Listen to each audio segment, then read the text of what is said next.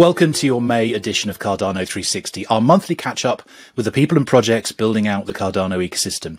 Now, with consensus around the corner and preparation for the Vasil hard fork in full swing, it's a shorter show than usual today, focused on highlights from our videos from this month, but stick around for some of the key updates. Before we begin, make sure you like, subscribe, and hit that bell icon for all the latest Cardano content and news from the team here at IOG. Let's dive right in. Now, as an ecosystem grows, the blockchain gets bigger, and with that, a corresponding increase in sync times. Being able to sync faster and verify with full confidence, even when you don't download the full chain, opens up a whole range of use cases, including things like secure, decentralized, light wallets.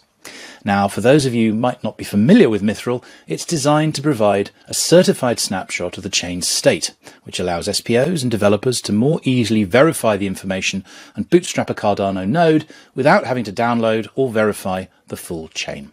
Let's find out more. Now, hello everyone, my name is Roy, and I am a project manager for a number of projects at IOG, including what we are here to talk about today, Mithril. For those of you who may not be familiar with Mithril, it is a stake-based threshold signature scheme for proof-of-stake protocols. To share an update on where we are, is the architect of the program, Arnaud Bailey.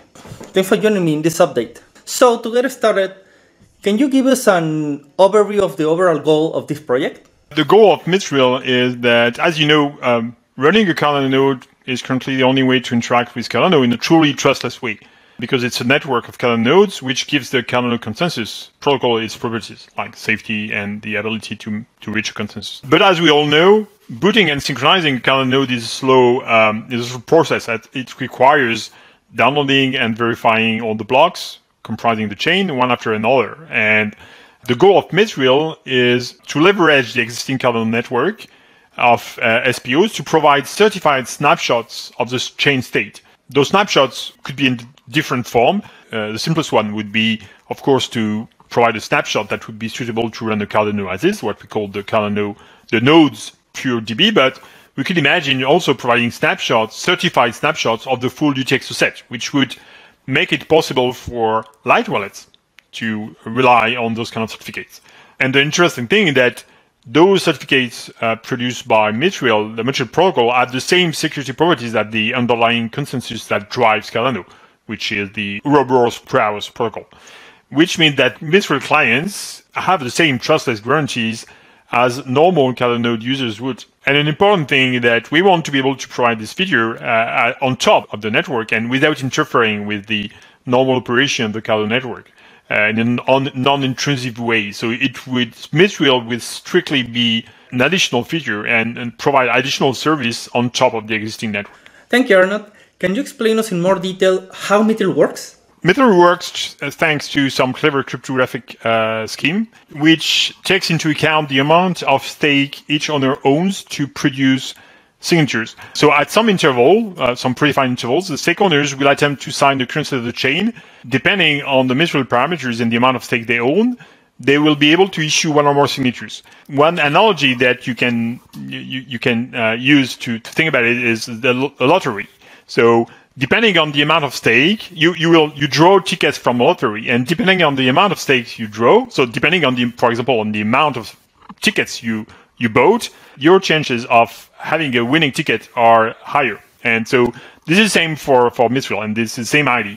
The thing is that you can potentially have several winning tickets. Once enough winning tickets have been drawn over all the stake pool owners, then a certificate can be issued, which provides a certified signature of the current state of the chain from some share of the stake owners, some predefined share. And this is what we call a snapshot.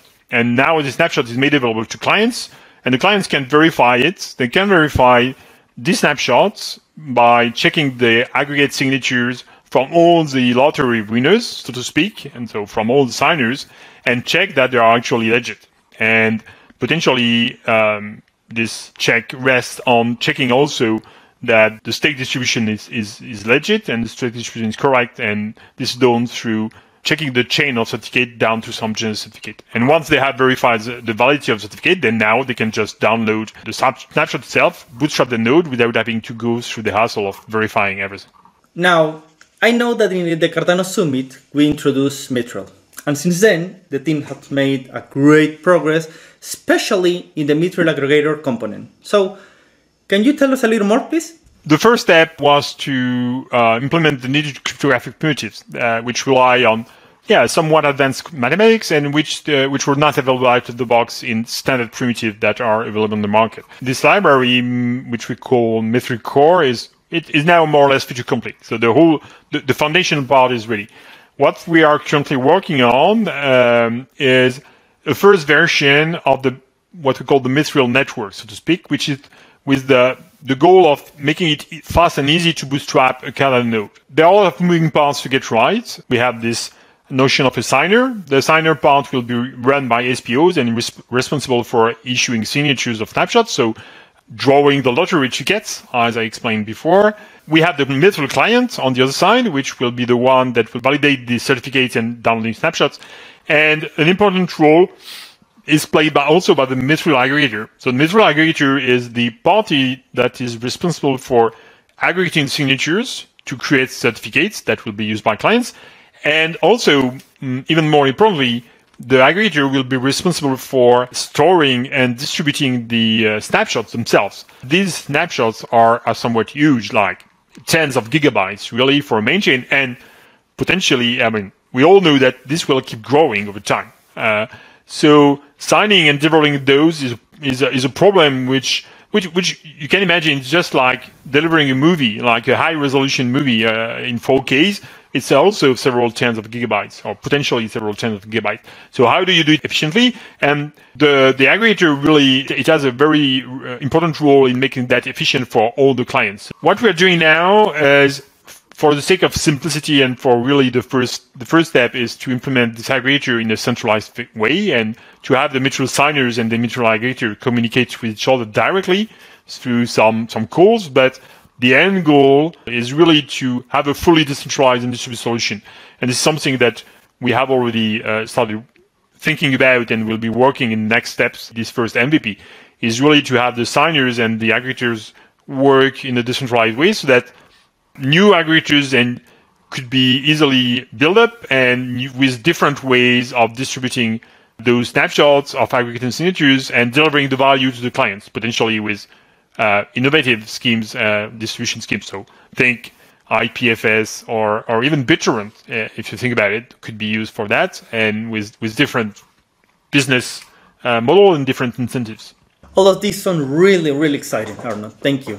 So, what is on the horizon for the next phase of Mithril? We are in the final stages of cleaning up the code in preparation for open sourcing the whole library. So we plan to open source it after the conference and somewhere around June, and also provide some user-friendly documentation to help everyone get started on Mithril. The short-term goal is to reach a stable enough state of the system that we can put it in the hands of the community members for beta testing on testnet. In a few months from now, once we have gathered enough momentum and enough experience from running on the testnet, then the next stage will be general availability on the mainnet. So for more information about Mithril, check the Summit video or check the link below. Thank you.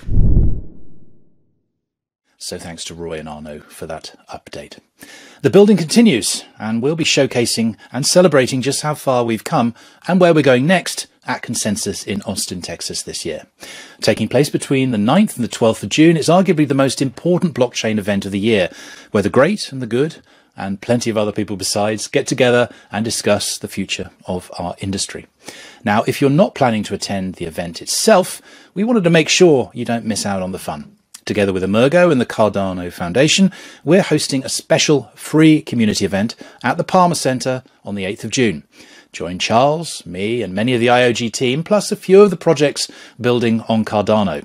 Projects like Indigo, Cardashift, SundaySwap, Genius Yield, Oracle Charlie 3, Giro Wallet, JPEG Store, Meld, World Mobile, Coty, Veritree, Wolfram, OneChain, Pavia, Cornucopia's Games, CNFT.io, and many more. Also, if you're a developer and you want a crash course in Plutus, including the latest June enhancements, or go from zero to hero in Marlow, join us for a special developer workshop and hackathon on the 13th of June. You'll find all the links you need to sign up below. Talking of events and looking a little further ahead to October, Rare Bloom is a networking and educational event slated for October the 14th to the 15th in Denver, Colorado. It's the brainchild of Big Pay, a Cardano OG who many of you will know through his regular videos. Let's hear more now from Peyton and Matt, and straight after that, Matt will meet a few more projects building on Cardano. This time, Cardashift and Paribus. Thank you for being on the 360 show with us today. Can you tell the community a little bit about your background, how you came to be organizing a Cardano community event, and a little bit about the event itself? Yeah, so my name is Peyton, and I've actually run a YouTube channel since 2017 all about Cardano. My goal has been focusing on education, and on that channel I've done podcasts with Charles, Ben Gortzel, Sunday Swap, and many of the great, people adding value to the community. And because of that network that I've built up in the past few years, I saw an issue, and the issue is we don't have in-person events for networking, for education, just like Ethereum and Bitcoin does. And, now that we have Alonzo, the time is here. There are people building, and, this event really is going to lay the ghost chain narrative to rest, and that event is the Rare Bloom. The Rare Bloom is actually going to be on October 14th and 15th in Denver, Colorado. It's going to be a 2-day event. We're going to be live streaming the event for people. We're going to have live performances. One that I'm really excited for is the performance with Ben Gortzel and an AI robot named Desdemona. It's actually a band going to be performing live at the event. On top of that, there's actually resources for people to join this industry. We're going to have booths where people can submit applications. There's also going to be a stage for pitching, so new projects and new ideas. So, people are going to come to this event and find partners and build businesses that are going to add a huge amount of value to the blockchain. And right now, if you go to rarebloom.io, you can purchase your tickets with a 10% discount with Pay10, capital P-E-Y. And then we're actually utilizing the Cardano blockchain here. You can pay in ADA, and each ticket is an NFT that comes with an additional NFT from one of the partner projects. And if you purchase before June 15th, you're going to get a second additional NFT with that. So thank you for having me on, and I hope you guys have a good rest of your day. You as well, Peyton. It's great to see the Cardano community driving the ecosystem with these kinds of events and initiatives.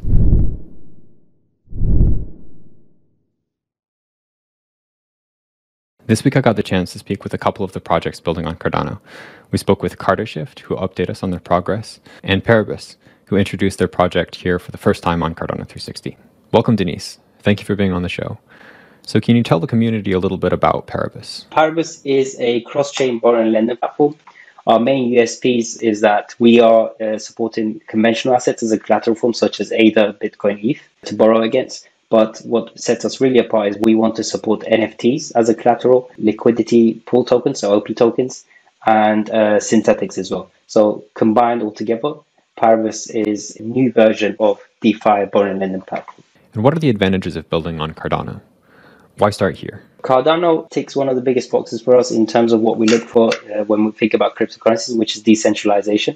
Decentralization is very important for us because the whole promise behind cryptocurrencies was that we will build an ecosystem across the globe, regardless of your location and your socioeconomic background. And I think one of the few currencies that achieve this true promise is Cardano. We want to be able to build a protocol on a network that benefits everyone, not selective few.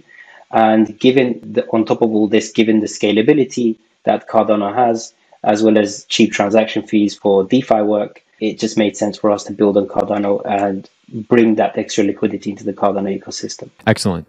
So what stage are you guys at now? We have been developing our MVP for the past 6 months. We have just got back our audit reports from Hàng, and we are fixing those audit conclusions at the moment. So for the next 2 weeks, there'll be fixes going on.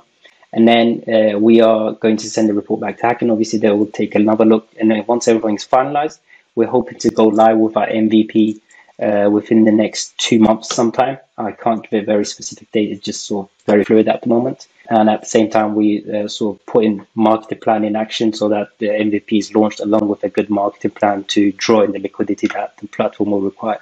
Okay, now I'd like to take a step back. How do you guys think about your project niche, where Paribus sits there, and how it develops over the long term? One of the main things that sets us apart from our competitors is that we don't do peer-to-peer valuation. We don't do manual valuations for NFTs like some of the competitors like Nexo.io, for example. They're not in the Cardano ecosystem, but that's one example. What we do is we base our valuations on AI-based models that we have been developing for the past 7-8 months. And now we're partnering up with other AI model developers who are actually helping us share data and make the models better overall. So because of this automated valuation ability, it makes our platform very scalable in that when nobody has to sort of sign off valuations, it's all code that sort of gives you valuation back. Whereas P2P, there has to be a match. So because of the scalability, I think Paribus will grow to become the place to go when you have an NFT that you want to utilize aside from selling it. So when you have an NFT in your hand that's of decent value and you need the liquidity to fund whatever your next venture is, Paribus should be the first platform that comes to your mind. Whether you're within C NFTs or just NFTs in general, it doesn't matter because of our interoperability. So we want to make sure we become the de facto borrowing lending platform when you're thinking about unconventional assets. This could be NFTs, this could be metaverse lands, because metaverse lands are essentially NFTs at tech level. This could be LP tokens or synthetics. So this is our vision for the next 5 years, to essentially become compound or Avi of NFT world. Amazing. Thank you, Denise. Thanks for having me. Now over to you, Vincent. Welcome to the show. Thanks for coming back on. Can you update the community for anyone who wasn't aware? What is Cardashift? Cardashift is all about empowering citizens to become actors of change by letting them vote for and fund initiatives aiming at solving social and environmental challenges. To do that, we are launching a community-driven launchpad and an acceleration program led by the 3 companies behind Cardashift, which are mainly SmartChain, a blockchain engineering company, STEM, an innovation lab helping corporates in their sustainability strategy, and Matters, which is a startup studio working on product and designing product for 14 years now. So a lot has happened in the past few months since Cardashift was last on with us. Can you give us an update? Where is Cardashift at now? Since the last show, we did successfully raise $10 million in our ICO, and then we focused mainly on 4 topics, which were: 1, sourcing the projects. We had 250 projects, and we gotta select them. So we selected 10 projects, and we make them ready for the voting phase. That's 1. 2, we developed the launchpad and all the governance mechanisms on the launchpad. And 3, we built our ecosystem of partners, which ranges from service providers, VCs, accelerators, to help them and develop with them our ecosystem.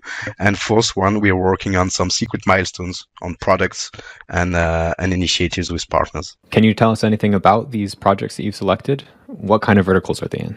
Yeah, it's plenty of verticals. So we have micro lending projects in Kenya. We have a web browser project. We have electric car project. We have also projects aiming to help immigrants rapidly and directly access to essential services. We have industrial projects aiming to lower CO2 emissions into heavy industries, for instance. And we have also alternative protein than the animal ones. So yeah, plenty projects. So what can the community expect in the weeks and months ahead for Cardashift? Right now, we are in our governance phase. So basically, we pushed the 10 projects to our community of club holders, which will be able to vote and choose which project we're going to support and help them raise funds. And so in the coming months, it's the support of those projects, the fundraising of those projects. So 2 or 3 projects will be chosen, and also some other secret milestones that we're talking about. And yeah. Definitely the second batch too in the coming months. It's really nice to see what Cardashift is doing in the ecosystem. Thanks for coming in, Vincent, and giving us that update. Thank you, Matthew. And thanks to the community for tuning in. Come back to us next time for more Building on Cardano. Now, our mid-month technical update is where we catch up with the core delivery team helping roll out new Cardano features and capabilities. In May's edition, we heard from Nigel and Kevin, who walked us through the plan for the Vasil hard fork, scheduled for the end of June. So, Nigel, what's been happening this month and how are we doing on the road to the 29th of June? Well, we're all guns blazing for the Vasil hard fork, Tim. Right now, we're preparing for our closed public testnet phase. So this is a network like any other network. We put all our Vassal features into a controlled environment, and we open up a network with a small group of SPOs who are helping us to test the network initially. We do our initial sort of network tests, and then as we move from there, we can then do further regression tests and move into testing the new functionality. And this will run until we get to the point where we can hard fork the Cardano testnet. Along with our SPO colleagues, we have DApp projects that are helping us, running applications on the mainnet and on the testnet. And they really help us to basically test regressions of what they're using in our infrastructure. And they're also then designing new tests for the new functionality that they can take advantage of once we've actually gone past the hard fork. Not only this, all the usual infrastructure products are coming online. So all the familiar names, DB Sync, Rosetta, GraphQL, Explorer, all these products need to be updated, and they are coming out of their integration phase. And we're now into this process where we can actually start regression testing against these different products. Once we get past this stage, we've got all the basic infrastructure into place. What exactly will the developers be able to do when the testnet goes live? Tell us a little bit more about what they can expect to see. So as we move into this final test phase, which is in the Cardano testnet, as we've done many times before, this is the real critical phase when we've got absolutely everything lined up. We've got all the products, we've got the infrastructure in place, we've done some initial testing with the dApps, we've got all the exchanges online, and this is the critical phase where we may find some problems or issues that we need to resolve during that period. It is development at the end of the day. We can't perfectly guarantee exactly what's going to happen, but with our experience to date, we're 100% on track. Alongside the Vassal hard fork, there's also other work which isn't necessarily dependent on that hard fork, but is aligned with it, and that's diffusion pipelining, of course. Kevin, can you give us an update on where we are with that? We're expecting to release pipelining alongside the Vassal hard fork, and we're in the final stages of testing right now with some very positive benchmarking results. So we will expect SPOC performance improvements out of the gate, but we are still working on the implementation. We will release the benefits over a period of time. So there will be more to come later. This is going to give us a foundation to continue scaling as we speed up block diffusion, and will allow us to increase throughput, of course, without compromising on security, which is absolutely imperative to what we're doing. Now, since we filmed that video, the team's been hard at work as ever, and this week spun up a brand new Vassal testnet. Now, it's limited to just a core group of SPO and developers for now, and they're putting it through its paces in preparation for deploying on the Cardano testnet. So that'll give app developers an opportunity to get familiar and start working with those new Plutus SIPs. Then onto mainnet, as long as we don't uncover anything unpleasant in the meantime. Now remember, this is software development. It needs to be right, and we're only going to be deploying to mainnet when we're 100% confident. But yes, we're still on track, and we'll keep you posted on progress throughout June. A lot of you are asking for some updates on IOG's work in Africa, so John O'Connor, Director of African Operations, shared this brief update on the ongoing work happening with the Ethiopian Ministry of Education, one of our key collaborators in the region, where we're creating a credentials solution for millions of students. John also announced our new incubator accelerator, Ariob, in partnership with ICE Addis, to help build the next generation of RealFi and DeFi across the region. Hi there, I'm John O'Connor, Director of African Operations at Input Output, and I'm here today to give you a brief update on what we've been up to across the last year and also some of the things that we have coming up. So the major project which we announced last year was our work with the Ministry of Education in Ethiopia. So we've been diligently working with the government on integrations with the national data privacy laws and the national identity systems. And we're pleased to say that we are now moving into the implementation phase. So as of the last month and this month, our team members at Input Output are with the Ministry of Education, both in Addis Ababa and also in the regions, working with local institutions and educational establishments like schools to onboard people onto the system, teach and train teachers and schoolmasters and mistresses on how to use the platform.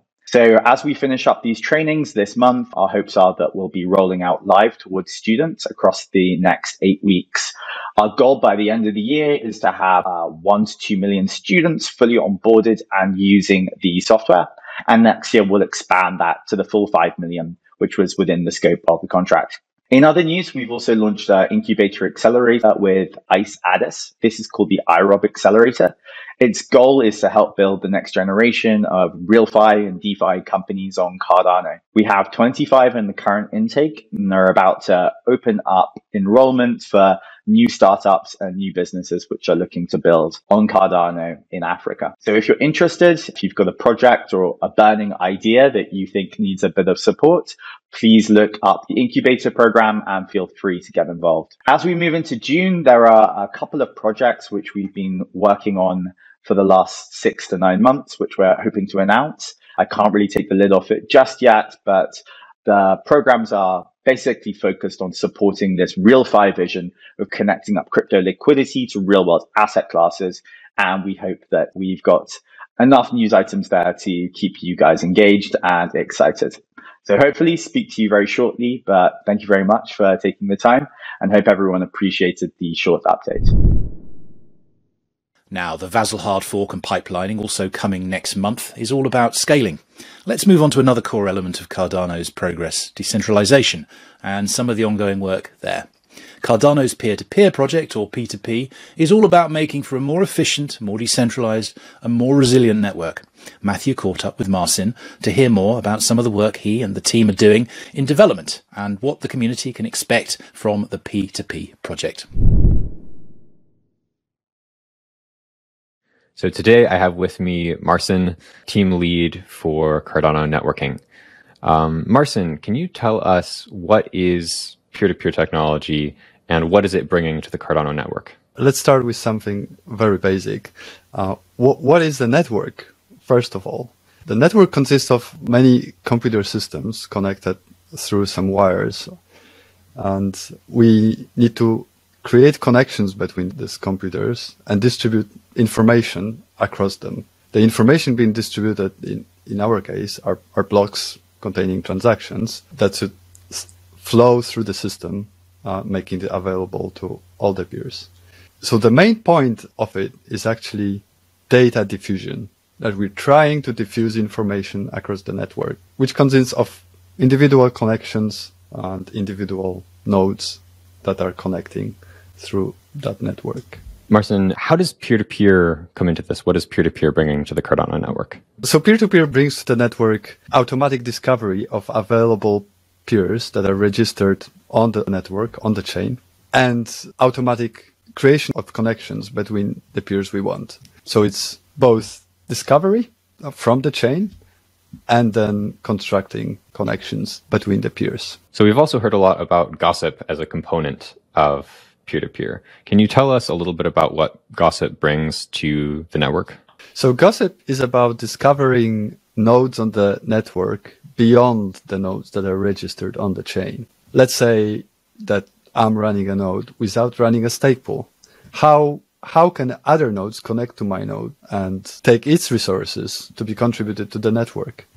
And gossip answers these questions. The gossip gives a chance to non-SPO to contribute to the network, that their nodes that they operate can be discovered by relays run by SPOs or some other non-associated relays to connect to your node and take blocks from you and distribute to the network.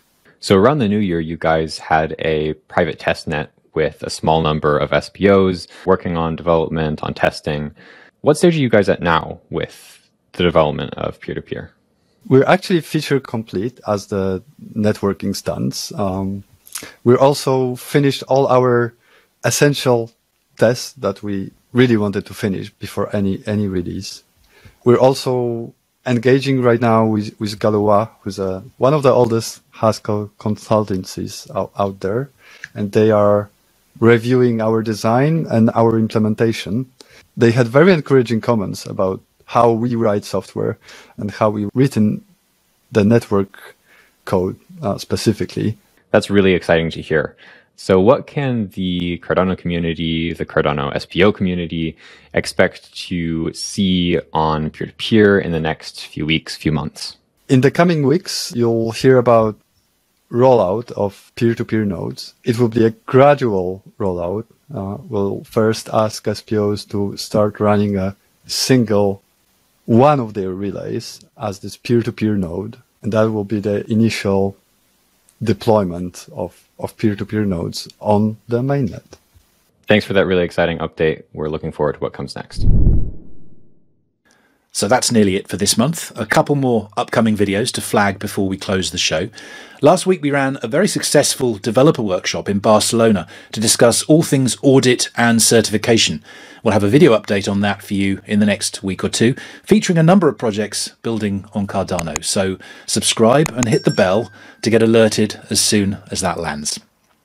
Plus, last month, Charles and a number of the IOG team were on the ground in Poland, near the Ukrainian border, to show their support for the team there, meet some of the incredible people helping with the refugee situation, and to discover how IOG might be able to best lend its support. We've made a short film about it, which will be airing right after today's 360, so stick around for that. Thanks for joining, and I'll see you for a special mid-month update in June, direct from the Lone Star State. Thanks for watching. We'll see you soon.